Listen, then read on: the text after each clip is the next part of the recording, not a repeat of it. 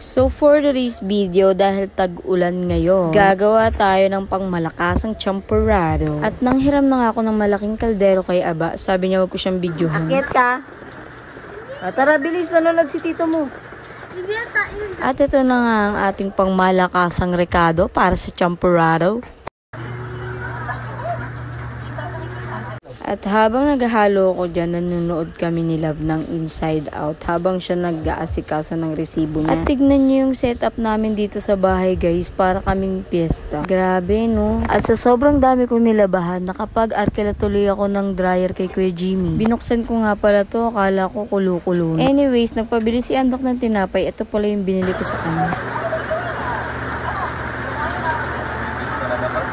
Grabe talaga yung ulan sa labas, halos hindi kami makalabas. By the ways, ilalagay na pala natin tong cocoa powder. At syempre, ilagay na rin natin tong asukal. At pag nailagay mo na nga sila, haluin mo ng maayos. At syempre, pagkahalo natin, i-add na rin natin tong Coco Mama na gata na nabili ko kay Ate Gina. At syempre, pagkalagay ko ng gata na yan, hindi pa ako nasiyahan at nilagyan ko pa rin siya ng gatas. Kaya tuloy yung champurrado ko, hindi na nag-dark. Sabi ng mga pamangkin ko, tita, bakit ganito yung champurrado mo? Parang putla. Sabi ko kasi maraming gatas. Hindi ako nasiyahan, nilagyan ko ulit ng asukal. Syempre, haluin lang natin ng haluin hanggang sa matunaw na yung asukal. At pagkakulo, eto na. Hanggang dito na lang. Salamat sa nanood.